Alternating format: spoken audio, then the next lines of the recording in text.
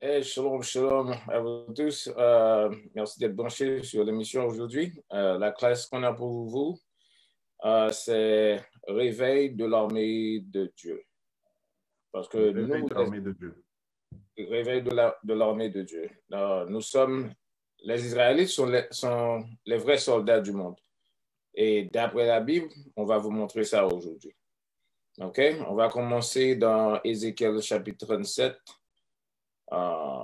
Au verset premier, je vous dis, prenez tes cahiers, tes plumes et prenez des notes.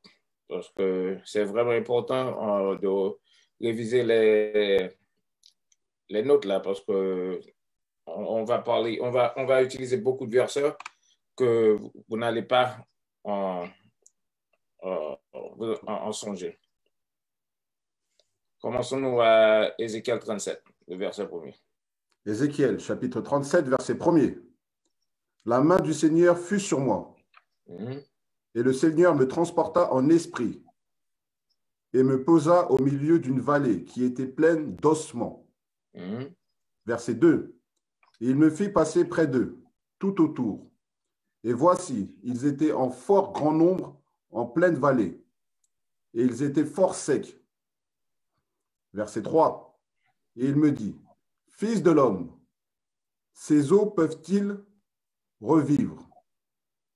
Et je répondis, Ô Seigneur Dieu, tu le sais. OK, quand tu regardes dans une vallée qui a beaucoup de morts, après que leur chair sont épanouies, qu'est-ce qui se passe? Il reste seulement des os. Et ces os-là, est-ce que les os peuvent devenir en pleine vie? Non, point du tout. On va voir un peu plus tard que les os représentent l'armée de Dieu, les Israélites. Mais aujourd'hui, les os représentent leurs conditions. Parce que la façon qu'on est en train de vivre aujourd'hui, c'est comme si on est mort. Non seulement mort, mais mort pour des années. Parce qu'on n'a pas de chair, on n'a pas de vie. Ce sont juste des os. OK? Mais ces os-là, Dieu a demandé au prophète Ézéchiel, est-ce que ces os peuvent vivre encore?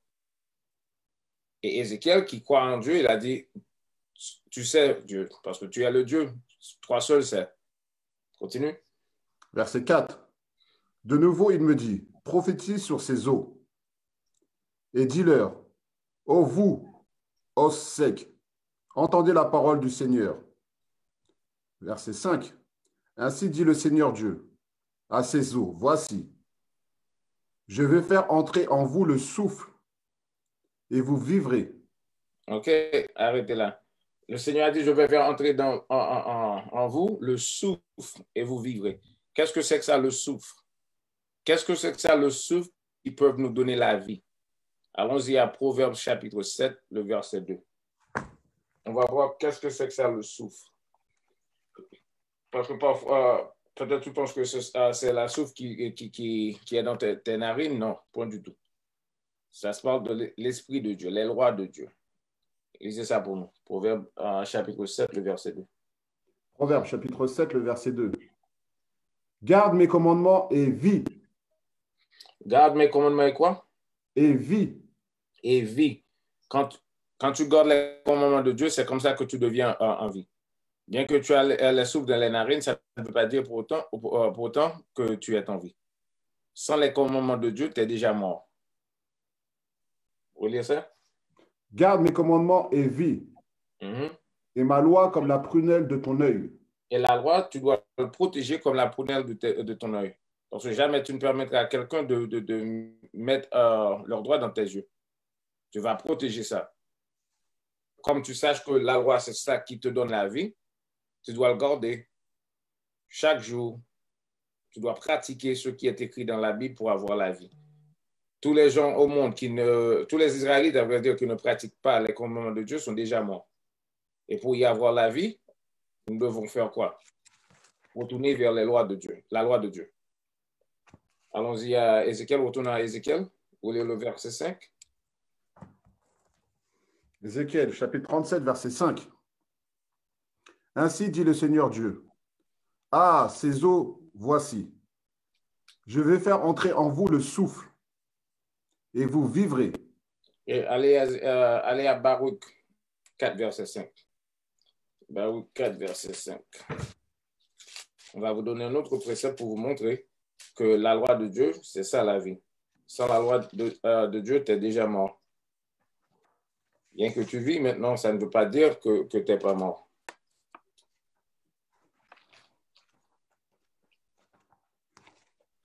Baruch, le chapitre 4, verset 1er. Baruch, chapitre 4, verset 1er. Elle est le livre des commandements de Dieu et la loi qui dure pour toujours. Tous ceux qui la maintiendront vivront. Vous voulez ça dès le commencement pour moi? Elle est le livre des commandements de Dieu et la loi qui dure pour toujours. Elle est le livre de la commandement de Dieu qui vit pour toujours. Est vrai? Allez. Tous ceux qui la maintiendront vivront. Tous ceux qui la maintiendront vivront. Ça veut dire que si quelqu'un a décidé de ne pas observer les lois de Dieu, tu es déjà mort. Vous voulez ça? Elle est le livre des commandements de Dieu. Qu'est-ce que c'est que ça, le livre des commandements de Dieu? La Bible. Tous les commandements de Dieu se trouvent dans la Bible. Allez. Et la loi qui dure pour toujours. La loi qui dure pour combien de temps? Pour toujours. Pour toujours. Parce que dans l'Église, on dit que le Christ était venu et il a aboli la loi. Point du tout. La loi dure pour toujours. Continue. Tous ceux qui la maintiendront vivront. Et ceux qui l'abandonneront mourront. Jusque-là, tu vois qu'est-ce qui donne la vie, et c'est la loi. Parce que si tu maintiens la loi, tu vas vivre. Mais si tu ne maintiens pas la loi, qu'est-ce qui va t'arriver? La mort t'atteindra. Verset 2. Verset 2. Tourne, Jacob, et prends-la et marche vers le rayonnement de sa lumière. OK, ça n'a pas dit tourne à tout le monde. Tourne seulement à Jacob. Qui est Jacob? Les 12 tribus d'Israël. OK? Allez. Verset 3. Ne donnez pas votre gloire à un autre. Non. Relis au verset 2. Verset 2. Verset 2. Tourne, Jacob, et prends-la. Marche vers le rayonnement de sa lumière. Tourne, Jacob, et prends-la. Marche vers le rayonnement de sa lumière. Donne-moi un proverbe 16, 21 ou 23. 21, 16. 21, 16. L'homme qui s'égare du chemin de la connaissance, de la compréhension, restera dans la congrégation des morts. L'homme qui s'égare de quoi? Du chemin de la compréhension. Du chemin de la compréhension. Où se trouve le chemin de la compréhension? La Bible. Parce que sans la Bible, on n'a pas la compréhension. Ça ne parle pas des diplômes là qu'on te donne dans les universités. Non, point du tout. Continue. L'homme qui s'égare du chemin de la compréhension restera dans la congrégation des morts. Non, donne-moi la lumière. 6, 23. Proverbe 6, 23. Proverbe chapitre 6, verset 23. Car le commandement est une lampe.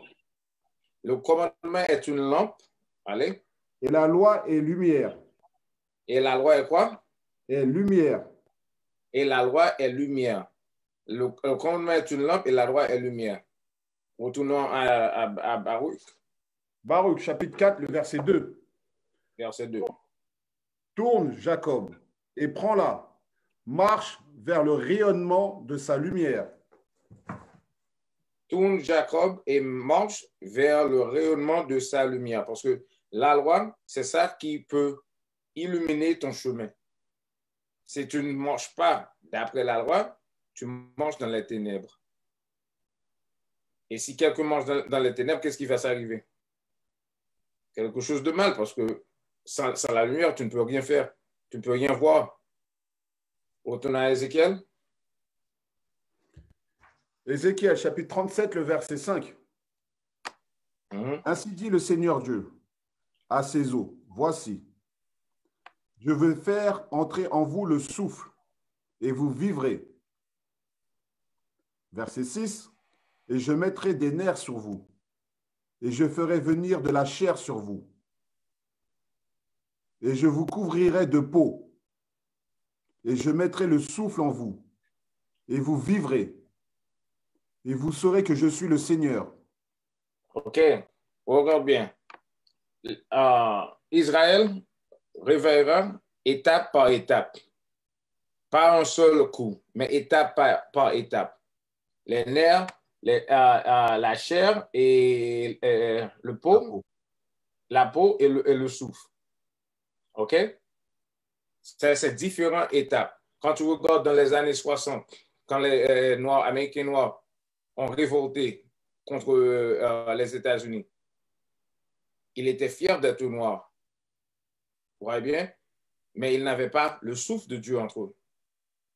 Ils prenaient des armes, ils parcouraient les rues et dire que je suis noir et je suis fier. Ils mettaient leurs afros, ils savaient qu'ils étaient des gens importants. Mais ils ne savaient pas la connexion entre eux et le Seigneur, parce qu'ils ne savaient pas qu'il était Israël. Ça, c'était une étape. Et puis, de jour en jour, ça commence à augmenter, ça commence à augmenter. Et aujourd'hui, on a le souffle de Dieu en nous. Parce que nous savons que nous sommes des Israélites et notre devoir, c'est d'observer les règlements de Dieu. Dieu a laissé passer beaucoup de choses afin qu'aujourd'hui, en nous voyant enseigner la Bible, vous allez dire vraiment vrai, ce sont les prophètes. Parce que tu as passé beaucoup d'années dans toutes sortes d'églises, tu as fait partie des groupes politiques. Vous voyez bien? Qu'est-ce qui a marché? À quoi ça sert? Rien. Tu es toujours pauvre, tu es toujours malheureux.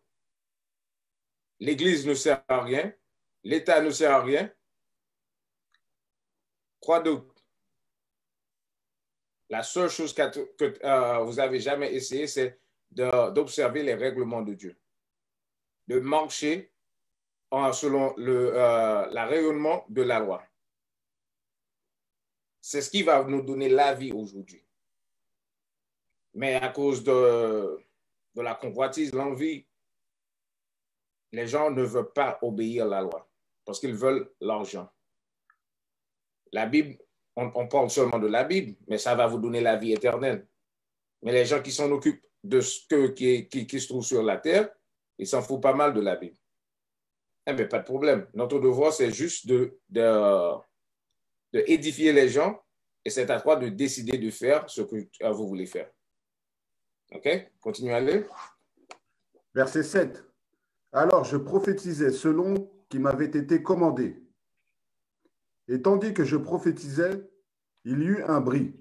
Et voici un tremblement. Et les os s'approchèrent, l'os de son os. Verset 8. Et tandis que je contemplais, voici des nerfs et de la chair vinrent sur eux. Et la peau les couvrit par-dessus. Mais il n'y avait pas de souffle en eux. Oui, dans ces époques-là, nous savons que nous étions des gens importants, mais le souffle de Dieu n'était pas en nous. On n'avait pas la loi. On croyait aux armes. Jusqu'à nos jours, beaucoup d'entre nous pensent qu'ils vont créer une armée et puis combattre contre les Blancs, combattre contre les Chinois. Non, point du tout. Notre guerre, c'est une guerre spirituelle. Après la venue du Christ, oui, on va avoir des guerres physiques. Et le Christ sera notre général. Mais aujourd'hui, notre devoir, c'est juste de prêcher la vérité. Notre devoir, c'est de réveiller les 12 tribus d'Israël qui sont éparpillées dans les 4 coins du monde. Allez. Verset 9. Alors il me dit, prophétise au vent, prophétise, fils de l'homme, et dis au vent, ainsi dit le Seigneur Dieu, viens des 4 vents, ô souffle, souffle sur ces tués, afin qu'ils vivent. souffle sur ces tués afin qu'ils vivent. Comment? Allez à Psaume 83 pour vous montrer comment on est mort. Psaume 83.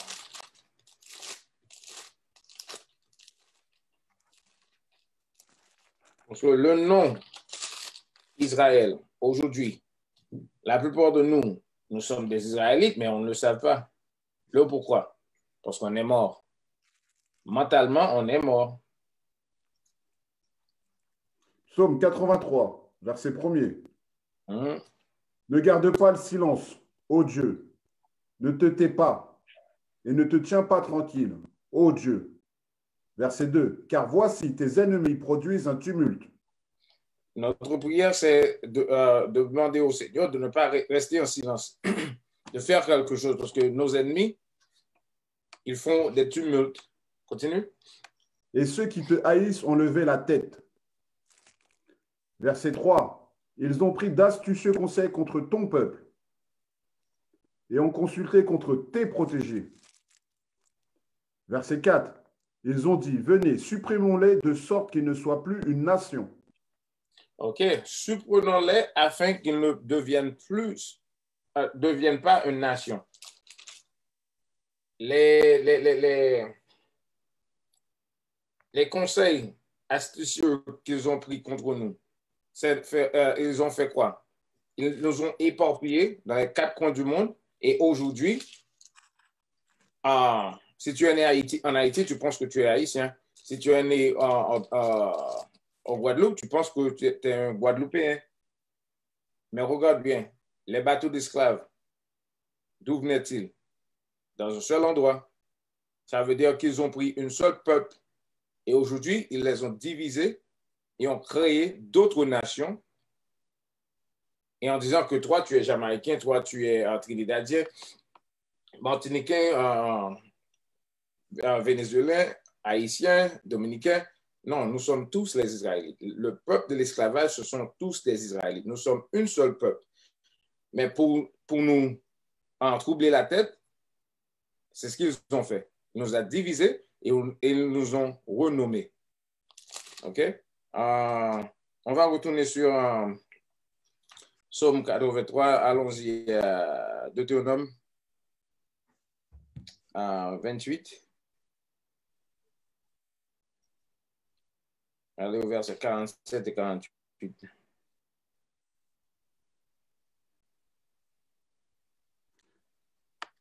Deutéronome, chapitre 28, verset 47. Parce que tu n'as pas servi le Seigneur ton Dieu avec joie et de bon cœur, pour l'abondance de toutes choses. Verset 48. C'est pourquoi tu serviras tes ennemis que Dieu enverra contre toi dans la faim, dans la soif, dans la nudité et dans le besoin de toutes choses. Et il mettra un joug de fer sur ton cou jusqu'à ce qu'il t'ait détruit. Jusqu'à ce quoi? Qu'il t'ait détruit. Jusqu'à ce qu'il te détruit. Aujourd'hui, on est tous détruits. Parce que les Haïtiens ne savent pas qu'il fait partie du tribu de Lévi. Les Dominicains ne savent pas qu'il fait partie du tribu de Siméon. Les Cubains ne savent pas qu'ils sont le tribu de Manassé. Les Américains noirs, ils ne savent pas qu'ils sont le tribu de Juda. Les Mexicains, Issachar. Vous voyez bien? Et tout partout dans le monde, il y a des Israélites aussi qui sont éparpillés. Parce que avant l'esclavage, où on nous a ramenés aux États-Unis, et dans le continent américain, à vrai dire, il y avait un autre esclavage. Les Arabes nous ont mis dans l'esclavage et ils nous ont ramenés en Chine, en Pakistan, en Afghanistan, tout partout. On est éparpillés tout partout. C'est pour ça qu'on fait des émissions sur la radio afin de quoi? De donner la chance aux vrais Israélites qui sont éparpillés parmi les autres nations d'entendre la vérité. Allez, retournons à Psaume 83.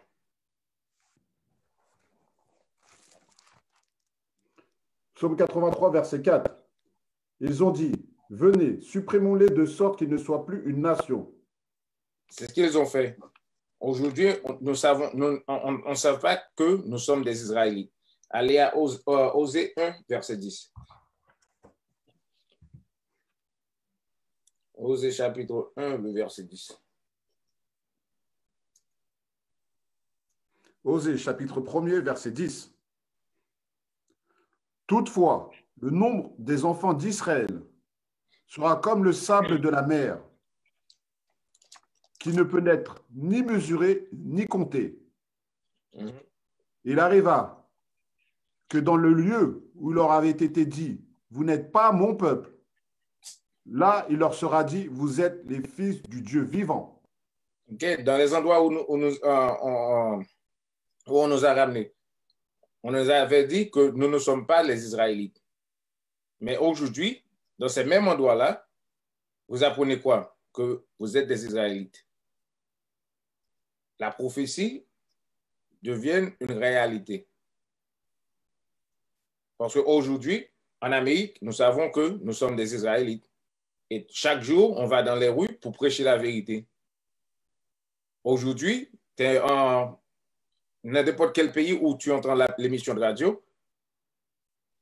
Vous savez aujourd'hui que vous êtes qui? Un Israélite. Parce que la Bible a dit que quand cette bonne nouvelle a été prêchée dans tout le monde, viendra la fin. Le christianisme a été prêché dans tout le monde. Dans tout le monde. Où est le Christ? Il n'est pas encore revenu. Pourquoi? Parce que la vérité n'a été jamais prêchée. Retournons à Ézéchiel. Le chapitre 37. Verset 9. Alors il me dit, prophétise au vent, prophétise, fils de l'homme, et dis au vent, ainsi dit le Seigneur Dieu, viens des quatre vents, oh souffle, souffle sur ces tués, afin qu'ils vivent. Ok, allons-y à Révélation, Apocalypse 11, verset 11.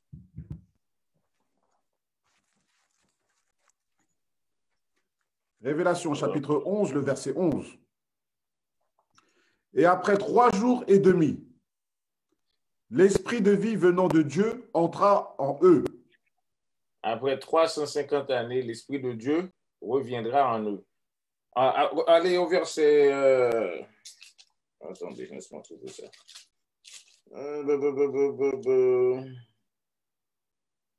8.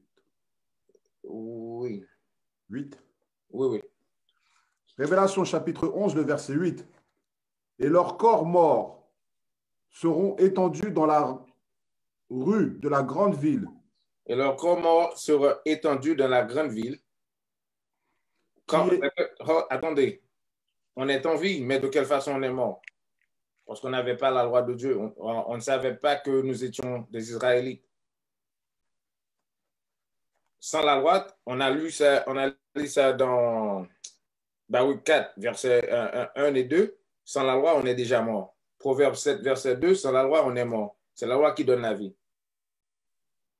Maintenant, ce qui est écrit dans Révélation, excusez-moi, 11, verset 8, ça parle de la mort spirituelle, non pas corporelle, parce qu'on est toujours en vie.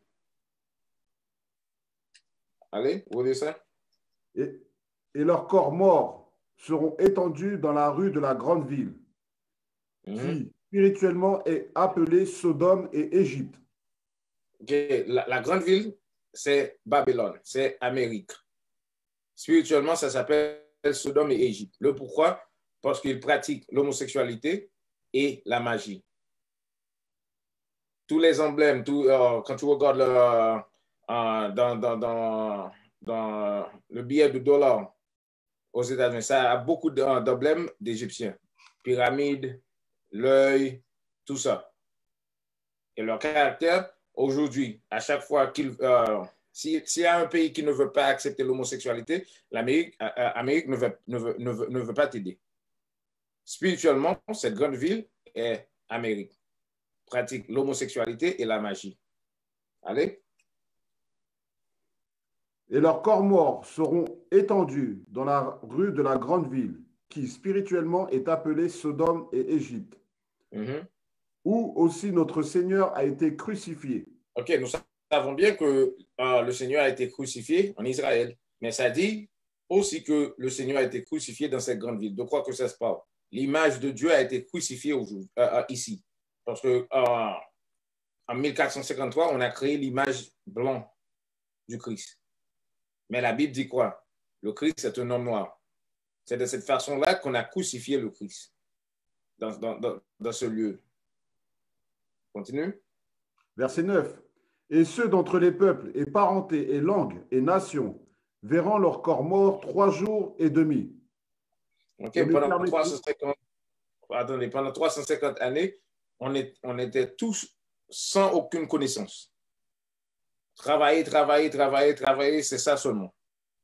Pourquoi? Pour enrichir les Blancs, pour enrichir les autres nations. Mais nous, on est toujours malheureux. Continue. Et ne permettront pas que leur corps mort soit mis dans des tombeaux. Verset 10. Et ceux qui demeurent sur la terre se réjouiront à leur sujet et se divertiront et s'enverront des cadeaux les uns aux autres. OK. Surtout durant l'époque de l'esclavage dur, nous étions des cadeaux. Durant les fêtes de Noël, on envoyait des esclaves comme cadeaux. Vous voyez bien? Aujourd'hui, on est toujours esclaves. Et pour prouver que ça se parle de la mort spirituelle, on va retourner là. Retournez à Proverbe 21, verset 16.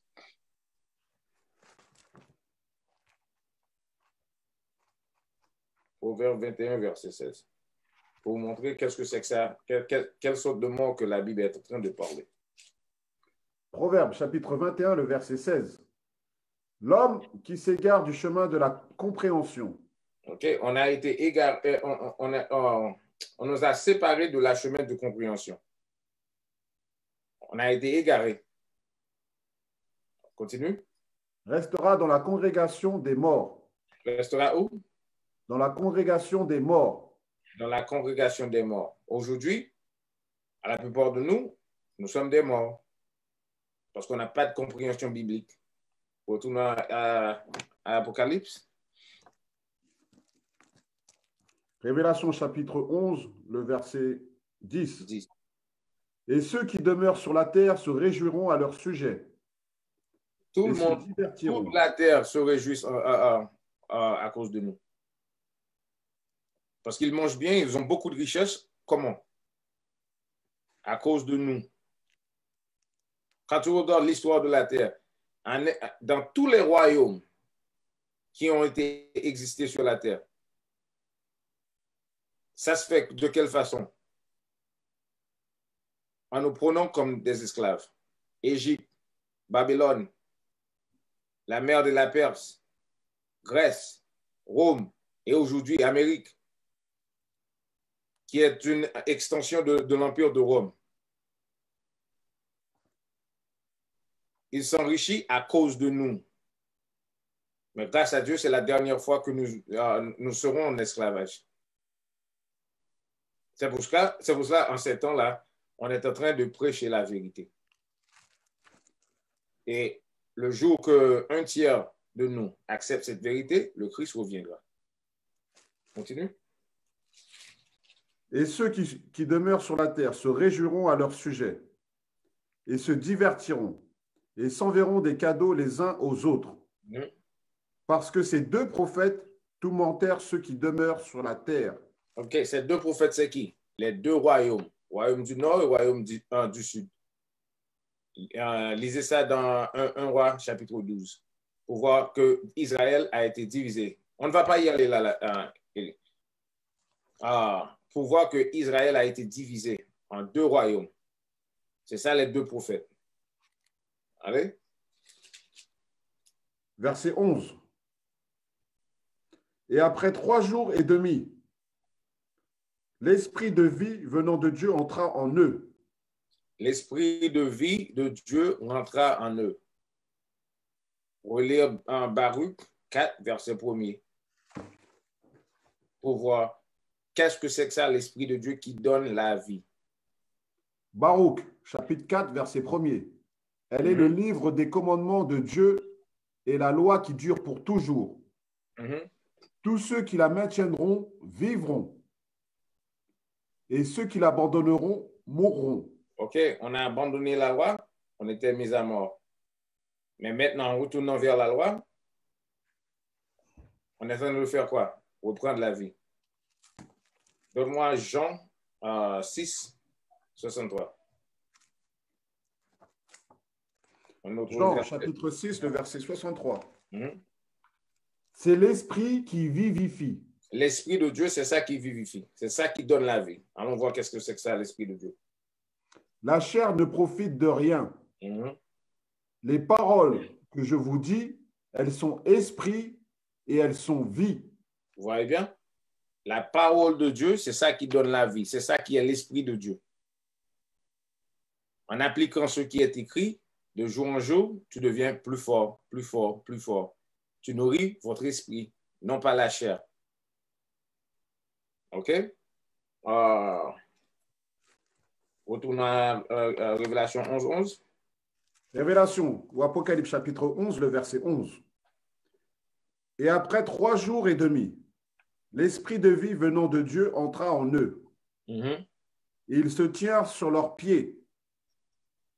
Une grande peur s'abattit sur ceux qui les virent. Le pourquoi?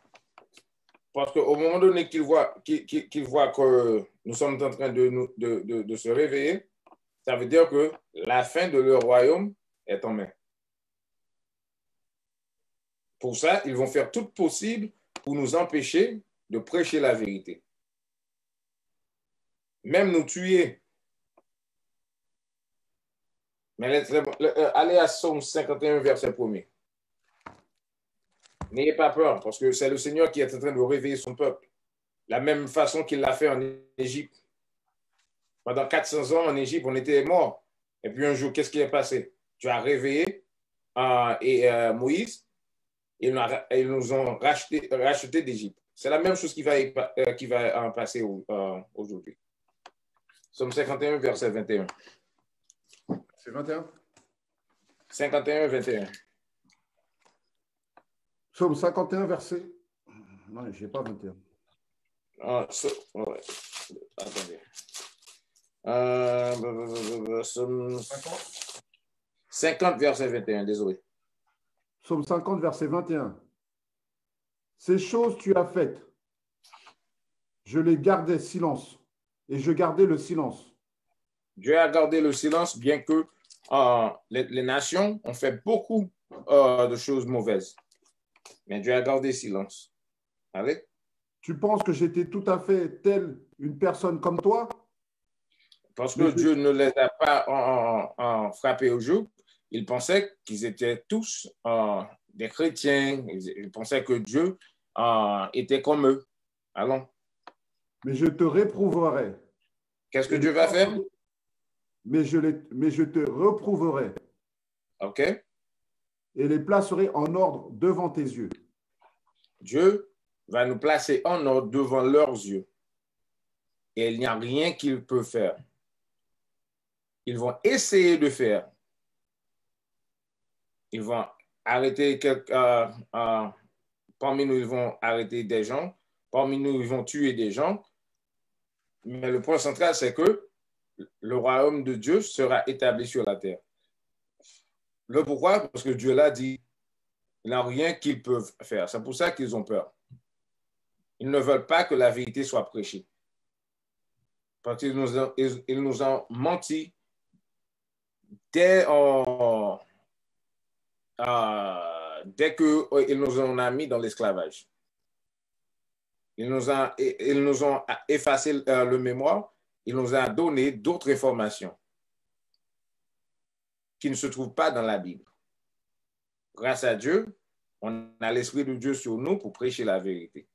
Retournons à Ézéchiel. L'armée de Dieu se réveille de jour en jour. Verset 10. Ézéchiel 37, verset 10. Je prophétisais donc, comme il m'avait été commandé. et le souffle entra en eux. Et ils étaient vivants et se tenaient sur leurs pieds. Une extrêmement grande armée. Une extrêmement grande quoi? Grande armée. Allons-y à Exode 6, verset 26.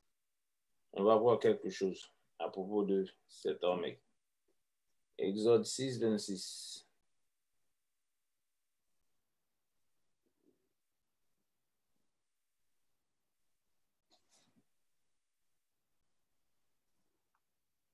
Exode chapitre 6, verset 26. Ce sont là, c'est Aaron et ce Moïse, à qui le Seigneur dit, faites sortir les enfants d'Israël du pays d'Égypte, selon leur armée. Selon quoi? Selon leur armée. OK, selon leur armée. Nous sommes l'armée de Dieu, Israël. Et le Christ est notre général. N'ayez pas peur. Les mêmes choses qui sont passées en Égypte, à vrai dire, ce sera plus dur pour eux. Parce que la Bible a dit, il arrivera un jour qu'on ne va pas parler de ce qui s'est passé en Égypte, mais de ce qui s'est passé dans le nord. C'est quoi ça? Jérémie, où est tout ça? Jérémie chapitre 16. On va lire ça pour eux. Jérémie chapitre 16, le verset 14. Jérémie chapitre 16, verset 14. Et le Seigneur me dit, du nord, un mal éclatera sur tous les habitants du pays. Du nord, Amérique du Nord. C'est là la plupart de nous habitent. Car voici, je vais appeler toutes les familles des royaumes du nord, dit le Seigneur. Et elles viendront et mettront chacune son trône à l'entrée des portes de Jérusalem. Et contre toutes ces murailles, tout autour, contre toutes les villes de Juda. Verset 16. Et je prononcerai mes jugements contre eux, à cause de leur malice. Parce qu'ils Dieu va prononcer ses jugements contre les autres nations à cause de leur malice. Quelle malice? Ce qu'ils ont fait en passé aux enfants d'Israël.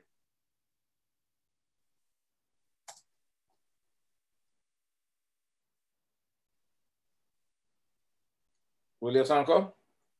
Verset 16. Et je prononcerai mes jugements contre eux, à cause de toute la malice, à cause de toute leur malice, parce qu'ils m'ont abandonné et ont brûlé de l'encens à d'autres dieux. OK, arrêtez là, donne-moi une seconde. Laisse-moi voir.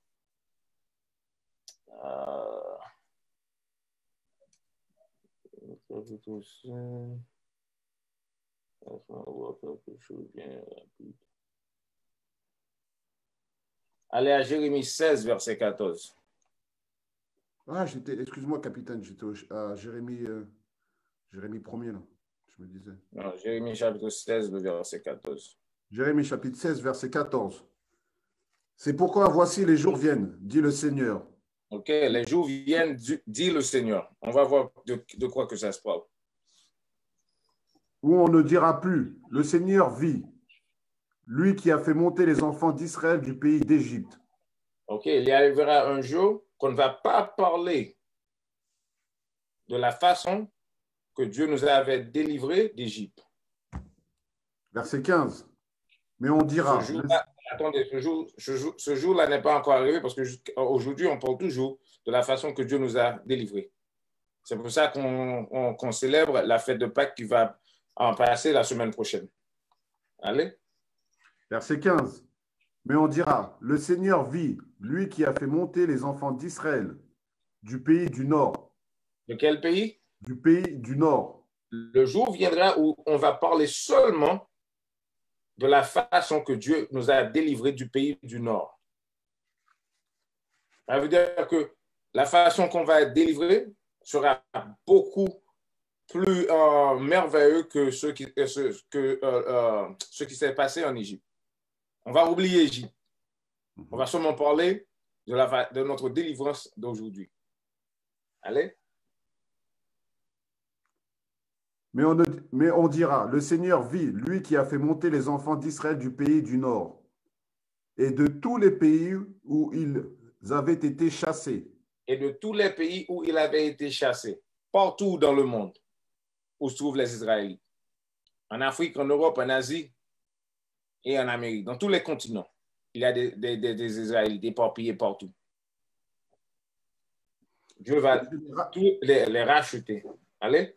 Et je les ramènerai dans leur pays que j'avais donné à leur père. Et Dieu va nous ramener en Israël.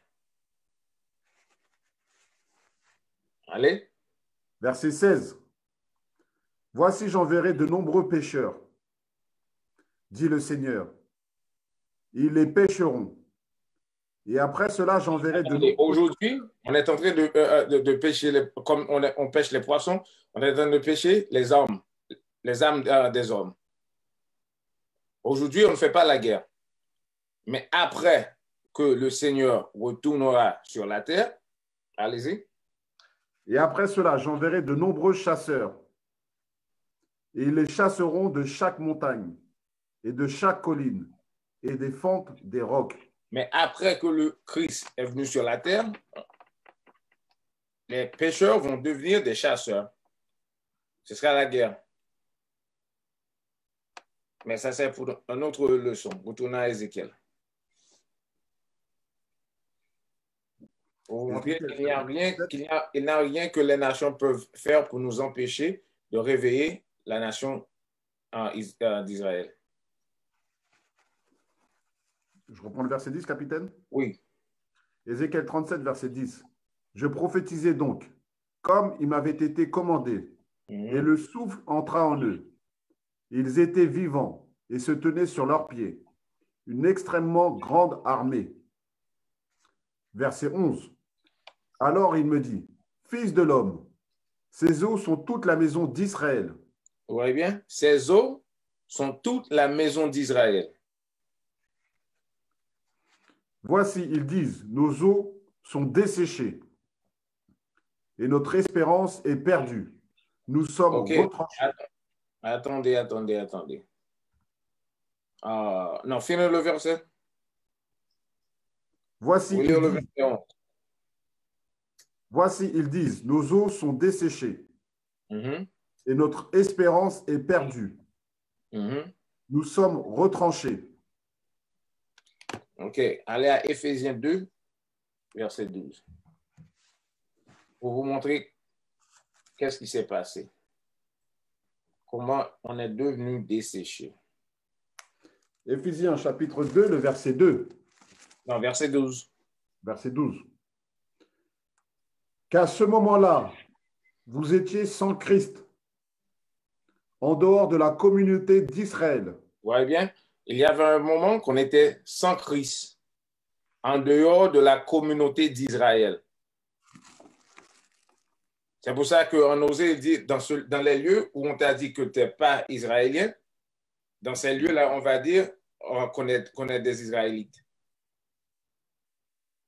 Parce que la plupart de nous est éloignés de la maison d'Israël. Allez, continue. Qu'à ce moment-là, vous étiez sans Christ, en dehors de la communauté d'Israël, et étrangers des alliances de la promesse. Étrangers des alliances de la promesse. La promesse a été donnée à qui? À Israël. La dernière fois, on avait fait une classe basée sur Romains chapitre 9, qui nous a montré que la promesse a été donnée à Israël et seulement à Israël. Mais aujourd'hui, les vrais Israélites ne savent pas qu'ils sont des Israélites. On est tous éloignés d'Israël. Allez. Étant sans espérance et sans Dieu dans le monde. Étant sans espérance et sans Dieu. Parce que les dieux qu'on est en train de servir, ce ne sont pas des dieux. Quoi qu'il soit, l'image taillée blanc, l'image de la Vierge Marie, n'importe quel dieu que tu es en train de servir, ce n'est pas un dieu. Il y a un seul vrai Dieu, le Dieu d'Israël, c'est tout. Allez à Somme. Allons voir ça. Vous en pensez, vous êtes en train de servir les dieux des autres nations. Mais la Bible nous a dit que les nations, ils n'ont pas des dieux. Ils ont tous des faux dieux. Psaume 95 ou quoi? Où c'est encore? 96, verset 5. Psaume 96, verset 5. Car tous les dieux des nations sont des idoles. Tous les dieux des nations sont des idoles. Allez. Mais le Seigneur fit les cieux. Le Seigneur fit les cieux. Allez à Deutéronome 4, verset 19. Pour vous montrer que les dieux que vous êtes en train de servir, ce ne sont pas des dieux. Dieu a donné des faux dieux aux autres nations. Mais nous, les Israélites, nous devons servir qui? Le Seigneur Dieu des armées qui nous a créés. Deutéronome chapitre 4, le verset 19. Et de peur que tu ne lèves tes yeux vers le ciel et que tu ne vois le soleil et la lune et les étoiles et même toute l'armée du ciel et que tu ne sois poussé à les adorer. Dieu ne veut pas qu'on attendez, Dieu ne veut pas qu'on commence à adorer l'étoile, les étoiles, le soleil, la lune. Il ne veut pas que les Israélites fassent ces choses-là. Si on est en train de faire ces choses-là, pareil, on est éloigné de Dieu. Parce qu'on ne peut pas servir deux dieux. Il est un Dieu jaloux qui punit l'iniquité de tous les gens qui ne veulent pas lui adorer. Allez. Et de peur que tu ne lèves tes yeux vers le ciel et que tu ne vois le soleil et la lune et les étoiles et même toute l'armée du ciel, que tu ne sois poussé à les adorer et à les servir, lesquels le Seigneur ton Dieu a donné en partage à toutes les nations sous le ciel entier. Dieu a donné ça en partage aux autres nations. Mais nous, les Israélites, Dieu nous a choisis personnellement. Allons voir ça dans Deutéronome 7, verset 6. Deutéronome chapitre 7, le verset 6. Car tu es un peuple saint au Seigneur ton Dieu. On est un peuple saint au Seigneur notre Dieu. Allez. Le Seigneur ton Dieu t'a choisi, afin que tu sois pour lui un peuple particulier. Un peuple quoi? Particulier. On est un peuple particulier au Seigneur Dieu des armées. Ça veut dire qu'on ne doit pas se mélanger avec les autres nations. Parce que les autres nations servent d'autres dieux qu'on n'a pas le droit de servir. Continue. Afin que tu sois pour lui un peuple particulier au-dessus de tous les peuples qui sont sur la surface de la terre. Au-dessus de tous les peuples. Maintenant, on n'est pas au-dessus de tous les peuples. Les autres peuples se trouvent au-dessus de nous. Le pourquoi? Parce qu'on a désobéi au règlement de Dieu. C'est pour ça, jusqu'à nos jours, où les Noirs habitent, bien que la terre est riche, tous les gens qui habitent là sont pauvres. Les seules personnes qui sont riches, ce sont les gens qui ont vendu leurs âmes aux autres nations pour un morceau de pain.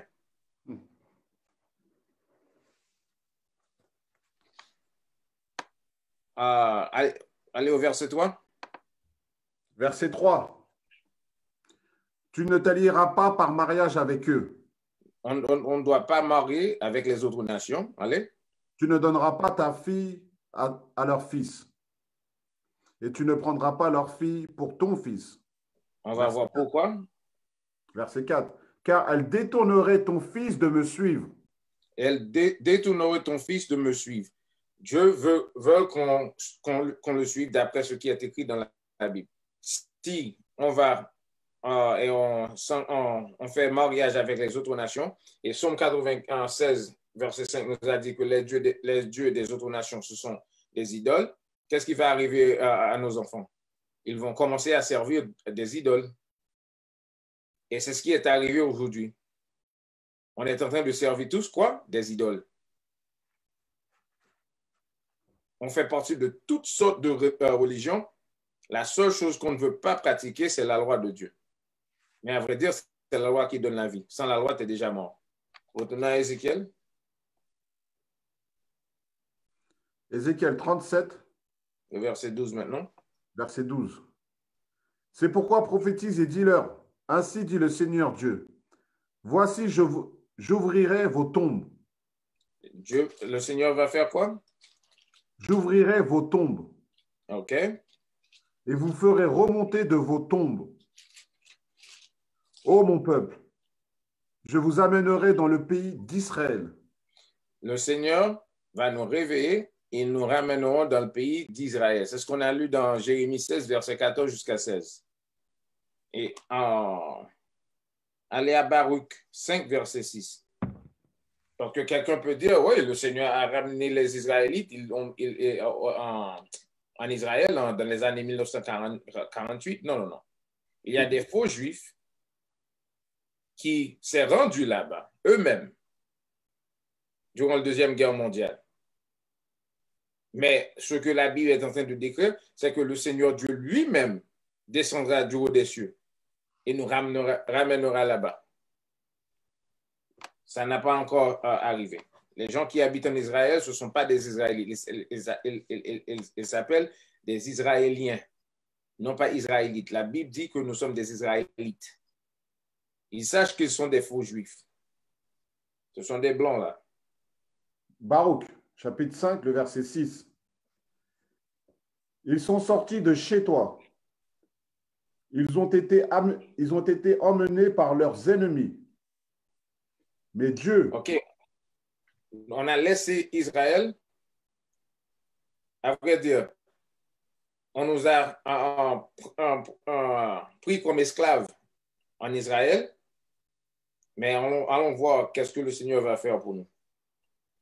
Ils sont sortis de chez toi. Ils ont été emmenés par leurs ennemis. Mais Dieu vous les ramènera, portés dans la gloire comme sur un trône royal. Vous voyez bien? Dieu nous ramènera en Israël, portés sur un trône royal. Ça n'a pas arrivé en 1948. Ça, c'est le futur. C'est le Seigneur même qui va nous ramener en Israël, non pas des autres nations. Lire le verset 1er. Baruch, chapitre 5, verset 1er.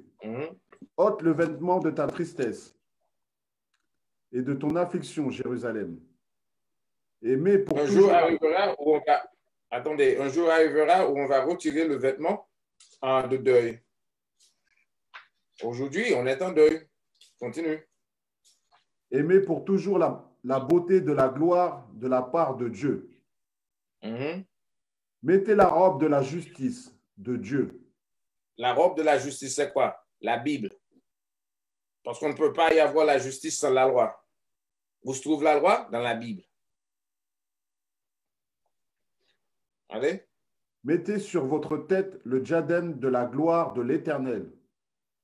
Le diadème de la gloire de Dieu, c'est la loi. On doit mettre ça dans notre tête afin qu'on puisse prêcher la vérité et se tenir debout en fierté, sachant que nous sommes les vrais Israélites que Dieu va délivrer sur la terre. Allez. Car Dieu montrera ta splendeur partout sous les cieux.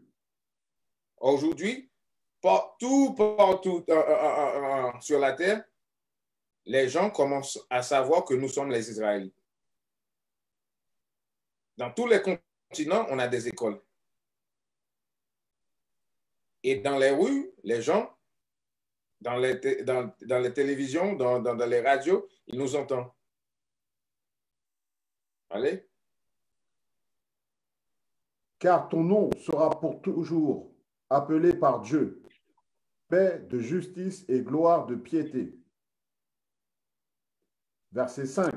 Lève-toi, Jérusalem, sois sur la hauteur. Jérusalem, toi qui es en train de dormir, réveille-toi. Lève-toi, Jérusalem, sois sur la hauteur et regarde vers l'Orient. Et vois tes enfants rassemblés d'Occident et d'Orient à la parole du Saint. Okay, attendez, la parole de Dieu fait quoi? Est en train de nous rassembler vers l'Orient, vers l'Occident, dans tous les 4 coins du monde, dans l'Est et de l'Ouest, du Nord et du Sud. On commence à se rassembler d'après ce qui est écrit dans la loi de Dieu. Allez à 1 Corinthiens, chapitre 1er, le verset 10. Parce que bien qu'on est en train de prêcher, on doit se rassembler, mais la chose qu'on doit faire, nous devons tous nous rassembler dans un seul idée. On ne peut pas se rassembler en adventistes, voodooisants, catholiques, en témoins de Jéhovah, non, point du tout. Ça ne se trouve pas dans la Bible. Toutes ces religions-là, ce sont des religions diaboliques. En Corinthiens, chapitre 1er, le verset 10.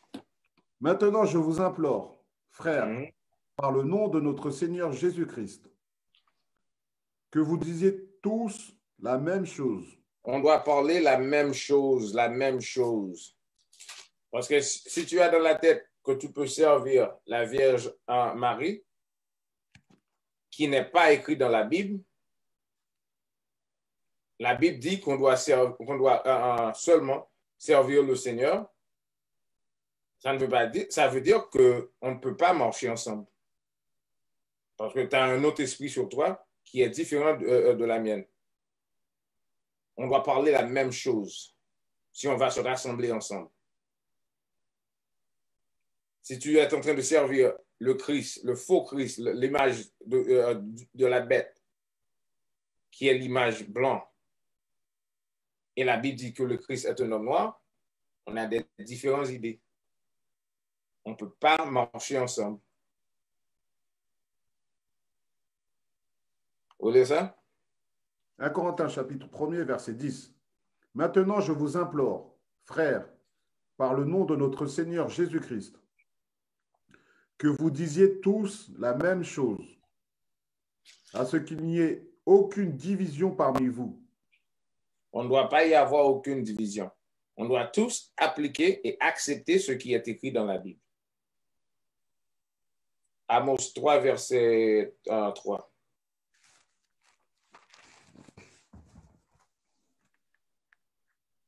Ce sera la dernière écriture et vous pouvez faire les annoncements. Amos chapitre 3, le verset 3. Amos chapitre 3, verset 3. 2 personnes peuvent-elles marcher ensemble seulement si elles sont d'accord? OK. Le Seigneur a dit qu'il va réveiller son armée. Une armée ne peut pas faire la guerre si les soldats ne croient pas la même chose. Il faut avoir une seule idée dans la tête. Et comme ça, l'armée peut marcher. C'est pour ça, 1/3 d'Israël va changer leur vie et 2/3 d'Israël ne veut pas changer leur vie. Et nous, on va marcher avec le tiers.